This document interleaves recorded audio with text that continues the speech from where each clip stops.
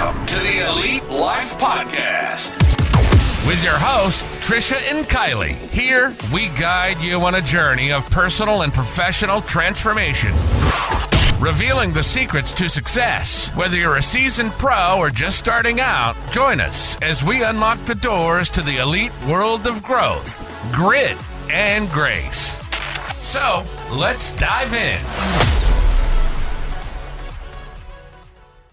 And here we are. You have found yourself in another episode of the Elite Life Podcast. I'm Kylee. I'm Trish. And today we have a super amazing video. It's going to just blow your wig right back. So buckle in, because today we are talking about reframing failure as growth. And when I was putting this together, I really wanted to have this conversation because I feel like we're at the end of the year and we are looking back and we are reflecting on all of the things that we screwed up. How about that? Well, would you like to feel better about all the things you screwed up this year? Well, this is obviously probably one of the most relatable topics you can talk about, because everybody feels that feeling of failure in something, whether it's as a parent, in your fitness, in your business, as a leader. Like, we go through these ebbs and flows. And like I mentioned to you on the break, I'm reading this book, Eat, Pray, Love, and it starts out with her, like, she's living what you would think would be like the American dream. Like, she's married, she has this amazing country home, she has an apartment in Manhattan, they're getting ready to have a baby, and here she is lying on the bathroom floor crying about like what a failure she is and how she doesn't want this life. And like then she goes on this whole like personal journey, and that's a huge part of it, is she feels like she failed at her marriage because she wasn't happy. And so she left it. And that's one of the things that I think that we need to understand is like reframing failure is seeing, was it actually a fail, or was it a setup for something where you can grow and learn and level up and expand? It's all about, I say, and I got this from Pastor Stephen Furtick, your perception is your passport or your prison, right? It is all about how you are framing what happened to you. Is it your prison that you stay stuck in, that trauma or that failure or whatever, that setback? Or is it your passport to, what can I learn from this? So like Ed Milet says very often, it didn't happen to me, it happened for me. I like to say, are you a victim or a victor? I love that. Yes. I love that. So let's jump right in, friends. So let's talk first about the idea of a growth mindset and embracing that. So this is all about believing that our abilities can develop over time through hard work, through learning. Trish and I are constantly encouraging you guys to do personal and professional development exercises. We're growing through resilience. And when we have a growth mindset, we understand that, skills and intelligence are not fixed. They're not static. There are constantly things that we can nurture and we can expand as we move through these different seasons of life. And so when you are looking at things, like Trisha just said, it's all about your perspective. And let's face it, we're all going to go through some situation or some season of life that, a lot of people, might not, on the outside, like that lady you were just telling us about in the story, they might not think that this is so tragic, but on the inside, it really is. Yeah. And I think it's important to understand that, like, failure isn't an end point, and you're not just completely starting over because you're not being reborn in life, right? Like, we need to understand that failure is a stepping stone, and instead of viewing it as like a judgment on our abilities or our intelligence or our worth as a human, we need to see it as like feedback. It's a time where we get to reflect, we get to adjust, and we get to grow. And I remind myself of this all the time, like, especially right now in the season that I'm in, because I am injured and I can't work out and I can't go to the gym, and that bleeds into literally every aspect of my life. And I get in these little like spirals in my mind of like, oh great, now I have to start all over. Now it's going to be hard to run, and it's going to be hard to lift, and I'm going to get weak, and I'm going to get fat, and I'm going to get this, I'm going to get that. Dude, stop. None of those things are going to happen, right? Like, I'm not starting over from Trisha day one because I've already built all this stuff. Now, will I have to build my endurance again? Sure, but it's going to come back that much faster. And what I need to do is I need to learn from this, right? So instead of running 2 marathons and an ultra marathon in 1 year and ignoring all those little things, like I knew my shoulder was hurt, but I taped it and went out and ran a marathon. Like, this is my own fault. I ignored those red flags. And I think that when we recognize that, a lot of the times we end up in this space where we feel like a failure, it's usually because we ignored a whole bunch of red flags in the first place. Yeah, like when you were in the ER and then got on a plane and ran Yes. out in the desert. Yeah. And this goes for business as well. Yeah. So even if you set a goal, and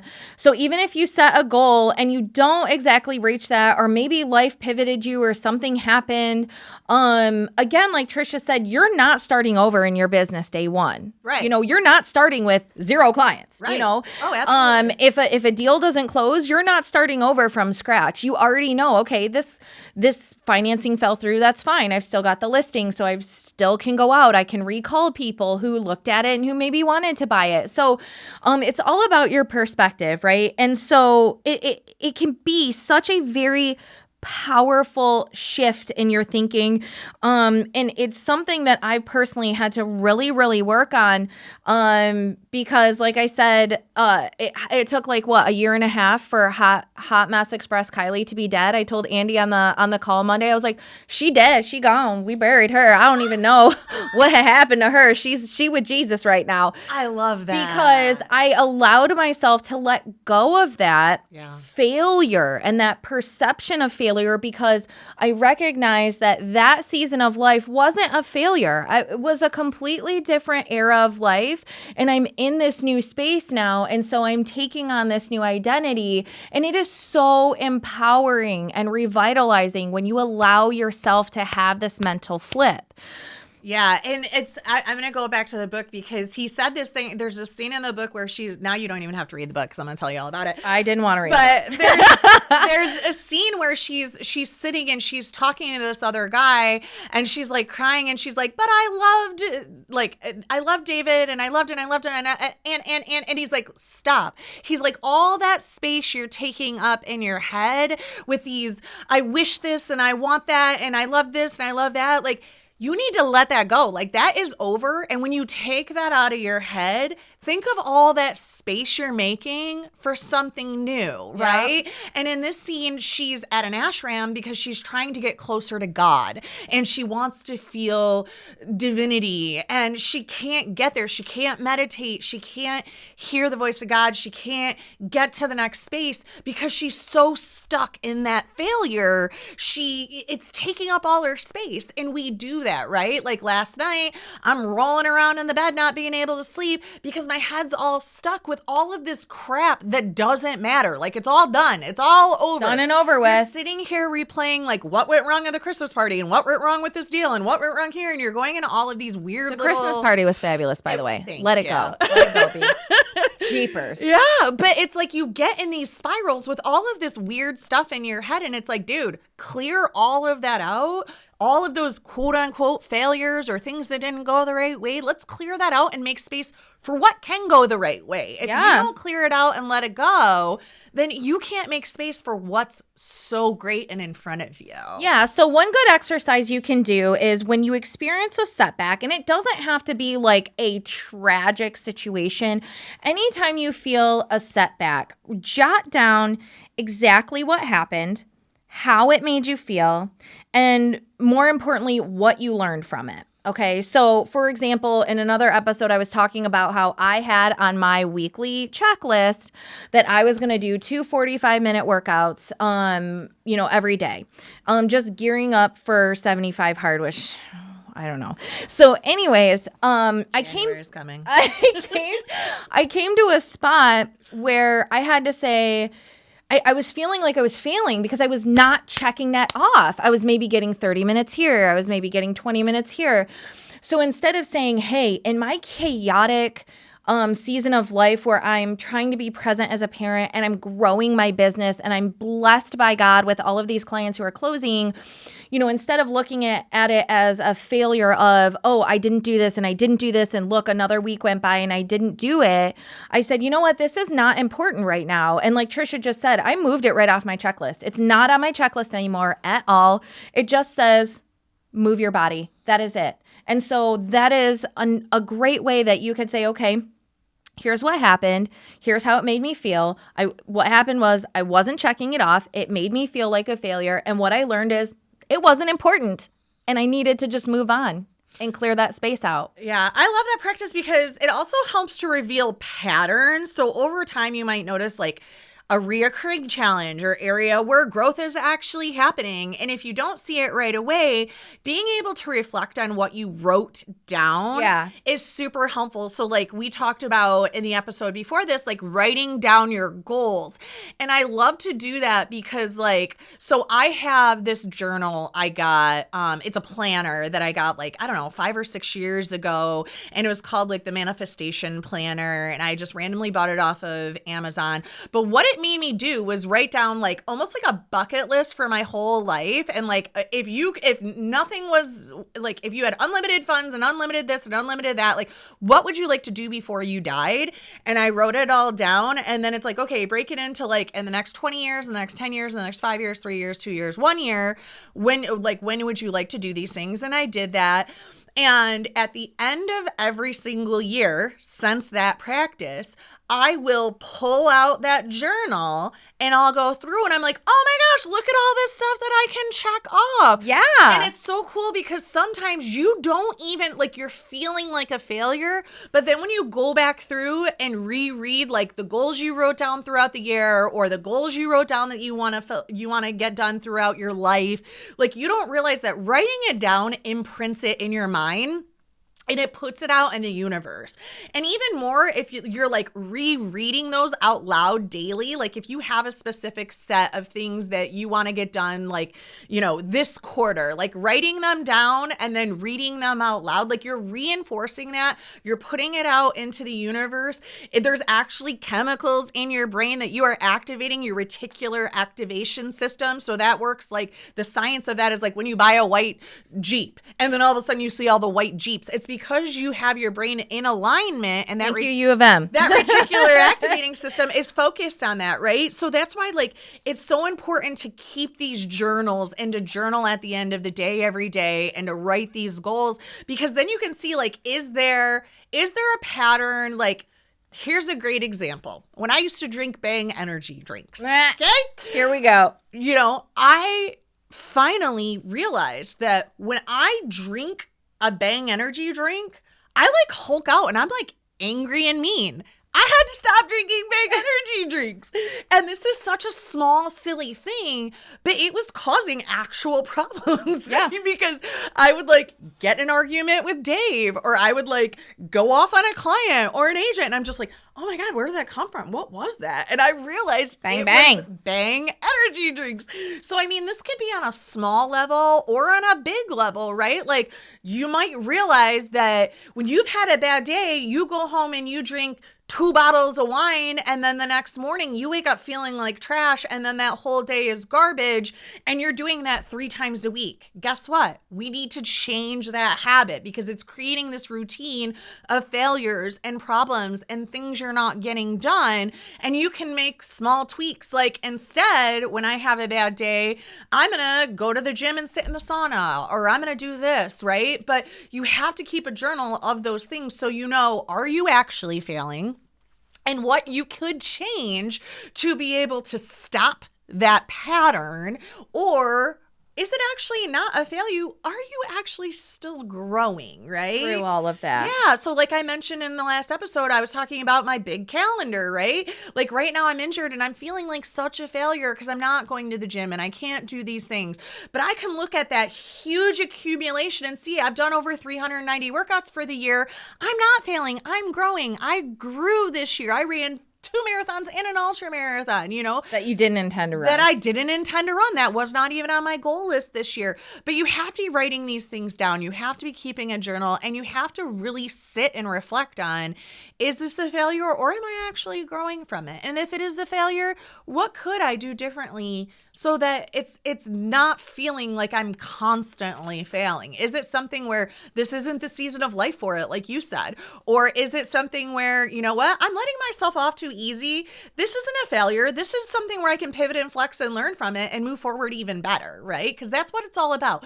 Getting that 1% better each day, comparing yourself to the you were yesterday. And I do that a lot too. I think of, okay, is this a seasonality thing? Every year in December, am I starting to feel like, I'm not doing great? Like, okay, why do I feel like that? Is it a weather thing, right? Is it seasonal depression? Is it because everything gets gray and cold and dark right now? And it's almost my birthday and I'm facing getting another year older. And then how did I successfully get out of that in the past? Well, I sat down and I wrote my goals and I got excited about what I'm going to do in the new year. Yeah. And I looked at all the things I already accomplished and I realized, no, I'm not failing. This is just the season of the year where I sit down and I get very reflective. And I have to look at what I've did and what I want to do and start to get excited about what's in front of me instead of stressing about, did I do enough, right? Yeah. Because that's another thing I want everybody to really think about. Like, we are humans. It's not about what you do. It's about who you are. And too often we are grading ourselves on how much we're doing. What are we doing? And I do this all the time.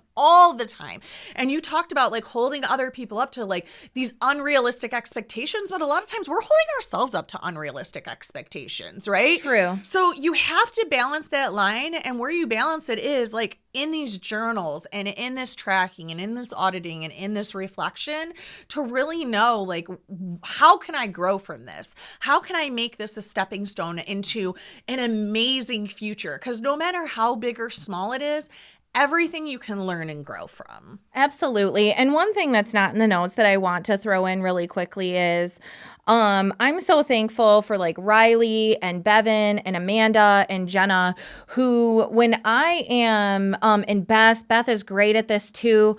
When I am feeling like I'm losing, I'm failing, they will look at me and be like, "Are you stupid?"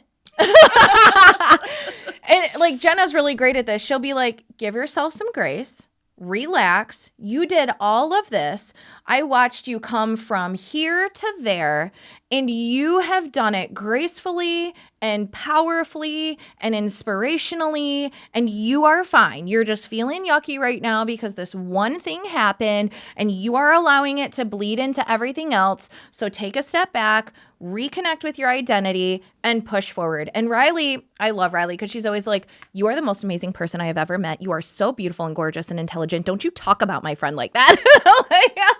I'm telling you. So having real people in your corner, because also I know like with Trisha and Amanda and Riley, like I know that like if I am screwing up, you guys love me enough to be like, listen, you're screwing up and you need to fix this and get out of this mentality or get out of this habit, whatever it is. So find your people, find your tribe, and really lean into them and express yourself to them and have them, allow them to help you through these moments where you are feeling like failure. Yeah, and I think that the other thing that's important too is to remember like there is no perfection. No. I think it's really hard, like especially I like to do 75 hard, but it is a program that reinforces like kind of perfectionism. But you need to understand like the thought process behind it isn't perfectionism. It's growing your discipline. And when you grow your discipline, you make things that used to feel hard easy. Mm-hmm. So you really have to think about like, what are you doing?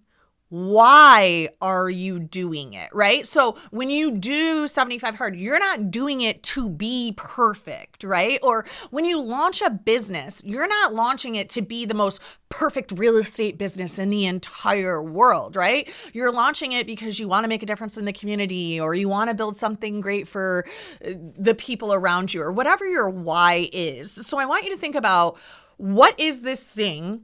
Why did you do it or why are you doing it? And what does success look like and feel like to you in that thing, right?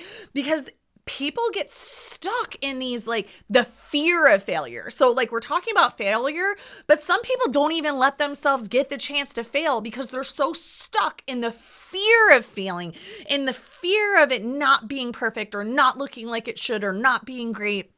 And dude, if you go back to our episodes of these podcasts, like 1 through 10, oh my God, bad, you know, car like, bingo. car Andy was bingo. like, what the hell? Yeah, and he's like, you guys could do so much better. But what we did that was great is we kept doing it. Going. And there were times where, like, I called you to the carpet and I'm like, Kylee, like, if we're not going to do this better, then I don't want to continue doing it. And what did we do? We said, what's working, what's not working, and how can we do it better? And we did, right? So instead of getting caught up in, like, oh, we have to have this podcast thing perfect or we can't do it, we just started doing it. And then we learned reassessed. so much. Yes. And we keep learning. We keep learning. We keep reassessing. We keep understanding that every time we show up, one of us might feel like crap. Like, there's been recording days where you're super sick. There's been recording days where I'm super depressed, or we're sweating, or we're cold, or we're whatever, But right? we're here. But we're showing up and we're here. So long as we're not contagious, we're here. Yeah. So don't allow that fear of failure or that lack of perfection keep you from just doing the dang thing, because once you take massive action, that compounds over and over and over into great success. And it is okay if it's messy in the beginning, because you know what? People love to watch the journey and watch you grow, and they'll come up and they'll be like, you guys' podcast, like, it's changed my life, and I listened to this episode and it was so amazing.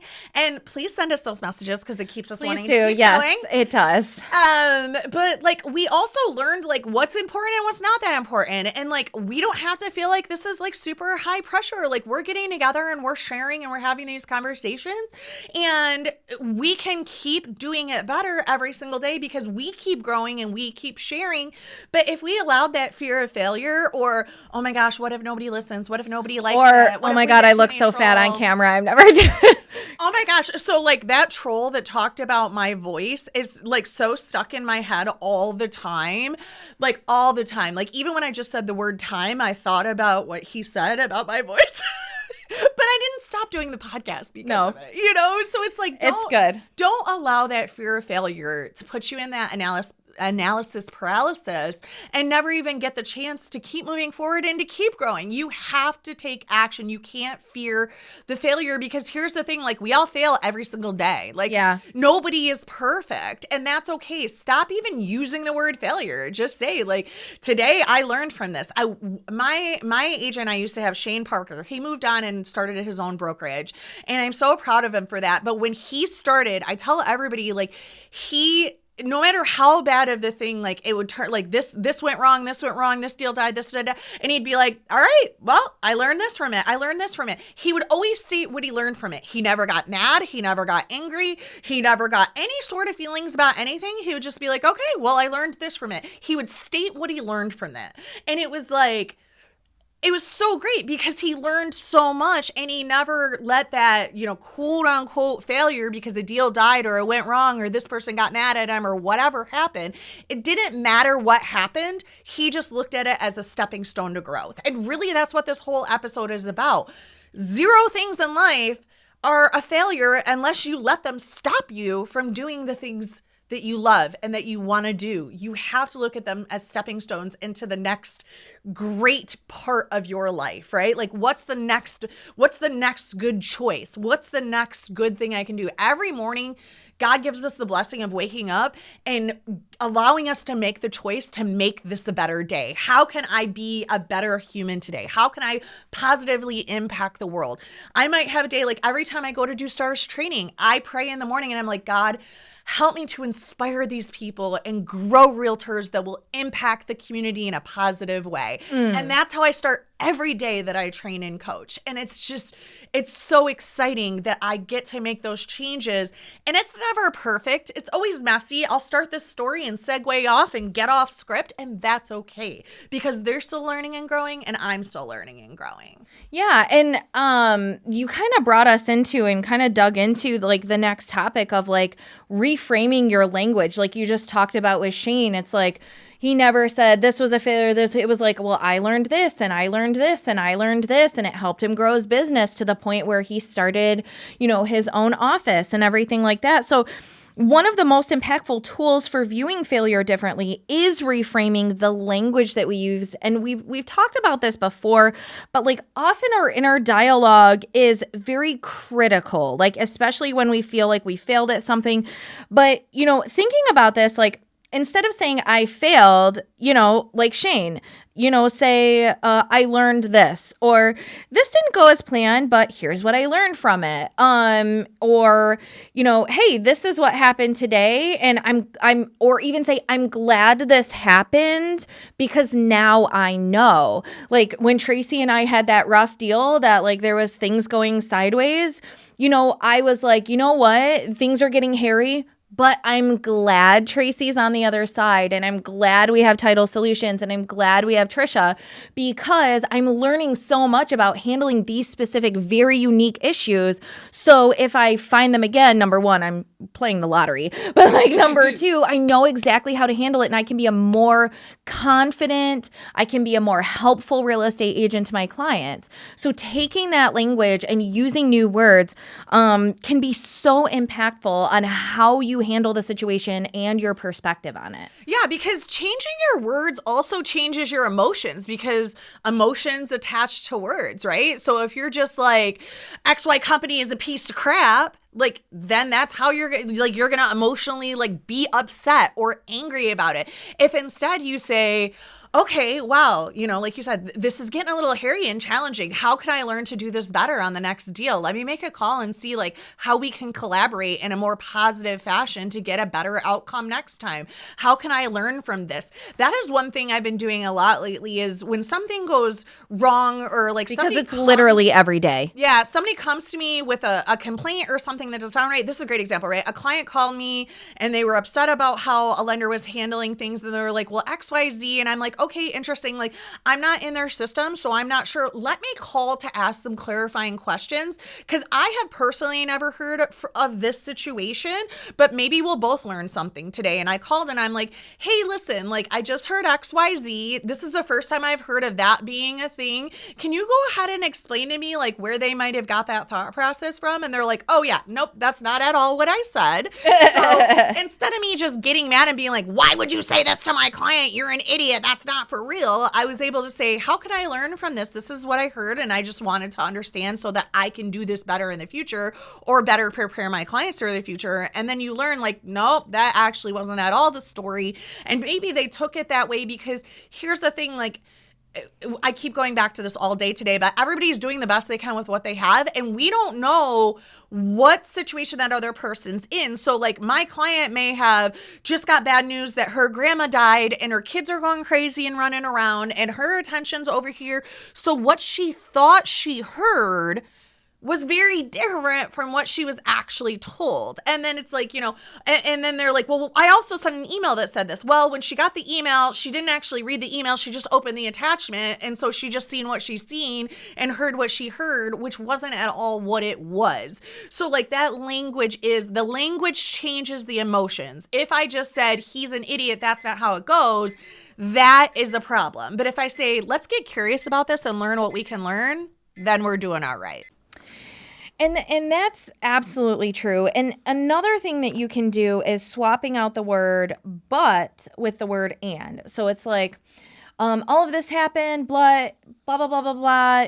It's like, yeah, this deal is going hairy, and I'm learning how to navigate this specific issue. Or, yeah, my day was going great, but then my kid threw up all over and blah, blah, blah. And it's like, I was working and the kid got sick and I'm able to be home with them. Does that make sense? Yeah, no, that's a great tip because these little language shifts can make a big difference over time and they become a habit. So the buts give you an opening for excuses and problems, whereas and gives you an opening for an outlook that's positive. You're looking for what can I bring out of this experience that's positive? And when you do those language shifts, it helps you to just create better mental habits. The first one that like I really noticed in my life is can't. I will not say I can't do this or I would never do that, because what I realized after I ran my very first marathon and after I jumped out of a plane is if you will run a marathon and you will jump out of a plane, there's probably not much that you actually won't do. So every time like I would start hearing myself put in that like, oh, I would never, I literally will stop because there's zero, like there's so, that was such a common phrase in my life for so long. Oh, I tell this story all the time when I was moving into my house on Shady Brook. And the movers brought in my elliptical machine and I was like, you can put that under their stairs. I never work out. I'll never be one of those people. Like I could never run a marathon. And here you are lamenting because you can't get to the gym. Right, exactly. So here's the thing. Never say never. Like it seems so cliche, but if you're always evolving and working on yourself and changing your identity to be 1% better every day, there is nothing that you would never do, because if there's a positive outcome on the other side that you want to get to, you know that you can set up the steps that you need to take to get to that. Like next year in 2025, I am signing up for a race that goes coast to coast on the state of Michigan on a bike, not on my feet. Oh, dang. So I will ride a bike from one coast of Michigan to the other coast of Michigan. It's 240 miles, which seems absolutely insane to me because I've never ran a bike more than 20 miles. Okay. So here I am completely You just injured. have to do that, what, like a million times. Yeah. So I'm completely injured. I can't literally go to the gym and do anything right now. But I signed up for this bike ride and I'm like, okay, like let's break this down to super small steps. Like my first step is to get out of pain. My next step is to get my hip in order. Then my next step is to get my shoulder in order. And then my next step is to get my neck in order.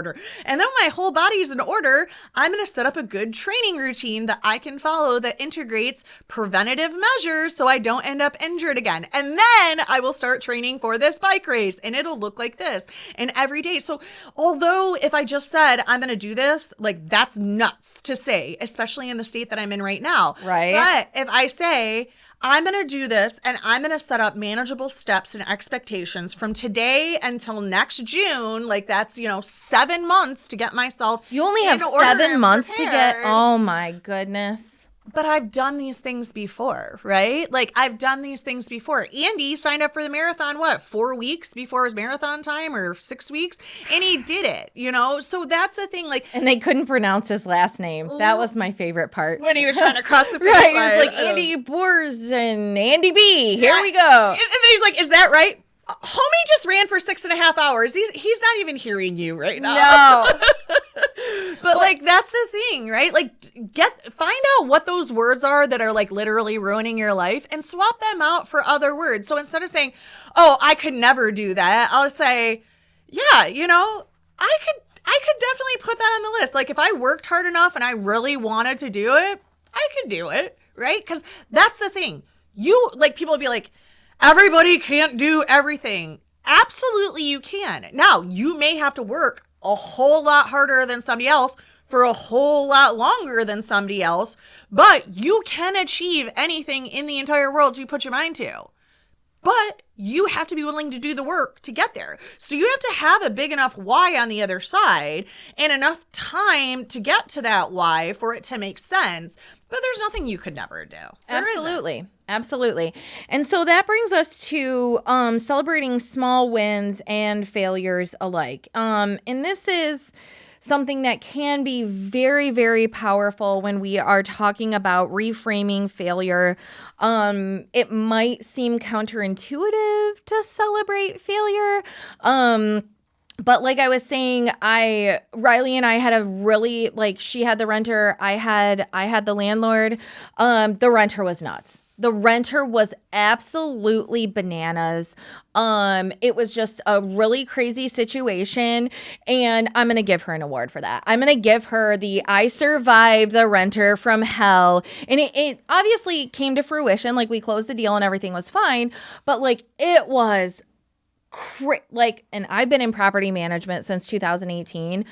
I have not seen anything quite like the show this lady was putting on. It was absolutely crazy. And so instead of being like, this is a crap show, this is on fire, I was like, man, this is wild. And I'm glad Riley's on the other side, because I got someone who understands my perspective and who's not, advocating for this crazy lady and saying, yeah, my client's right, and same with Tracy. Like, we survived something really hairy, and celebrating that final win, even though there were minor setbacks along the way.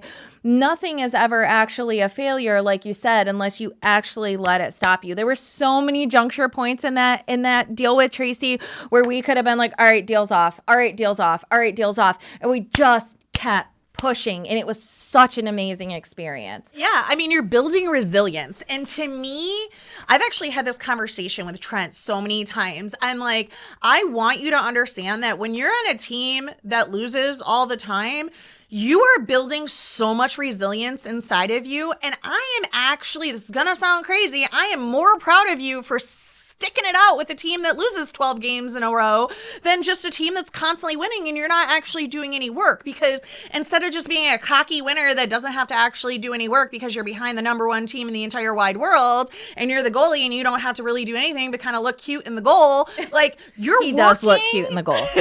You're working your butt off and you're building resilience, and that resilience builds character and it builds great humans and strong humans. So it's like he had to, we don't know God's plan, and we have to go through these things because on the other side, he has something so freaking great. So thinking about that and like him going through his first 3 years of junior hockey and just all this chaos and crazy and grungy suckage and toxic coaches and toxic places and me crying in hotel parking lots in the middle of Red Lake and like just all of these things. And now today or yesterday, he got announced by the entire league as the goalie of the week. He did? Yeah, the whole league, the SIJHL, recognized him as a star of the week because he faced 108 shots over the weekend and only let 5 in and led his team to victory. Yeah, that's how we do.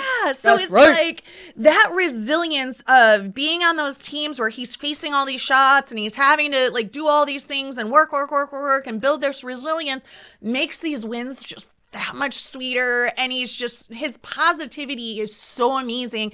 And I've watched him grow as a human so much, and I'm so freaking proud of the resilience that he's built.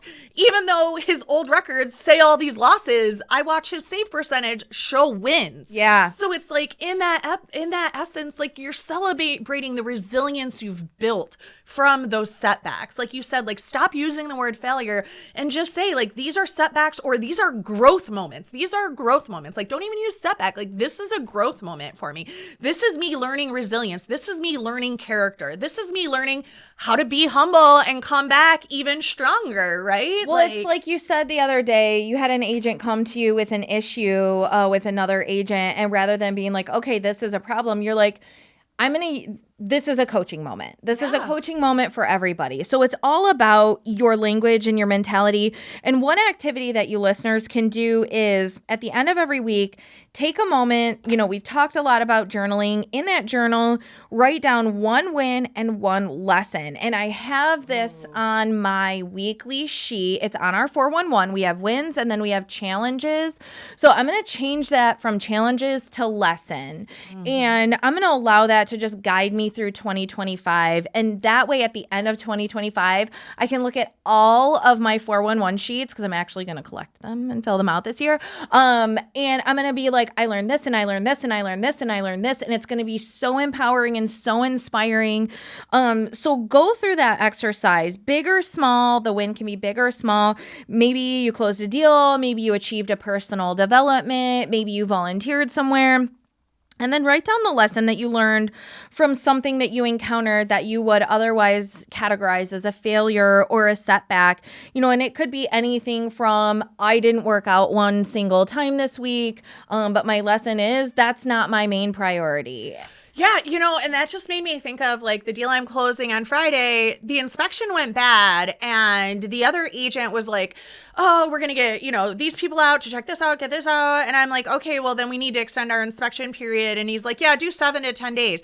In my mind, I was like, oh my gosh, that's so long. And like, there's holidays and there's this and there's that. And then the holidays start, and I text him and I'm like, hey, like, I know we have all these days, but like, I'd like to get this wrapped up. He doesn't respond. So I leave it. And then a couple days later, I'm like, hey, just circling around. He doesn't respond. So I leave it. And I let the situation play out, which is very abnormal for me. Normally I'm like, what's going on? I'm calling it. I need control of everything. I need control of everything. And what I said to Dave is like, especially when it came to the negotiation part, like after the inspection, I had sent over an addendum asking for X amount in concessions, right? He leaves 7 to 10 days open for all of these like people to come through, blah, blah, blah, blah, blah. At the end of the day, he calls me back and says, well, we'll do this, which was not enough. And I responded, I was like, my client has thought about it, and we will meet you in the middle here. But in the meantime, like I'm letting messages sit for days. Like I've put a message out to the other agent and he doesn't respond for days. And instead of me getting angry, anxious, pushy, or something like that, I just let it sit too. So I mirrored how he was working in my work. And I feel like that was so helpful because instead of me being aggressive. Me being over aggressive or upsetting him and his clients during the holidays or being pushy or seeming like we were desperate to get the house, I felt like I was able to keep more of my negotiating power by mirroring what he was doing back to him. Like, well, if you don't really care, we don't really care, So it's kind of like being able to be a mirror of that other person was super helpful to me. And then we ended up getting exactly what we wanted anyways, and we're closing on Friday. Yeah. So it was like, recognize like, are you the problem? Like, it's me, I'm the problem, it's me, because you're getting overly excited and overly anxious and overly this and overly that. Like, can you, if you're in a negotiation, just like match the other person and just chill. Like a lot of times we create our own failures and problems by not allowing things to play out. And, I do this with you a lot, Kylie, where I'm like, what? Yeah. I'm like, hey, everything's figure outable. Like one of our agents called me yesterday and she's like, how do I tell this other agent that their house is overpriced, blah, blah, blah. Like it's been sitting, blah, blah, blah, blah, blah, blah, blah. And she's going on and on and on. And I like listened and I'm like, okay, so here's what we're going to do. We're going to just submit the offer because chances are they either A, know it's overpriced. B, if you go to them saying it's overpriced, they're going to be insulted. Right. Or C, they're waiting for offers to keep coming in that are at this exact same amount. So their clients see like you should have listened to me in the first place. Yeah. What we're not going to do is go in there all crazy, guns a-blazing, saying this is why you suck and I'm better, right? So like recognize that too. Like we always say, like there's power in the pause, celebrate those small wins. And that was a lesson that I learned. Like my lesson of that deal was like, hey, sometimes it's okay to just like, you got the time, everything's there, like let it go, let it be. Calm down a little bit in 2025. Yeah, I think that I'm going through the rest of these notes, and you have literally preached on everything that we have to talk about. Whole team winning. I'm telling you. So I hope you guys found this super helpful. We really dug deep on this one, and I'm really glad we had this conversation because it's the perfect time of year to have these conversations.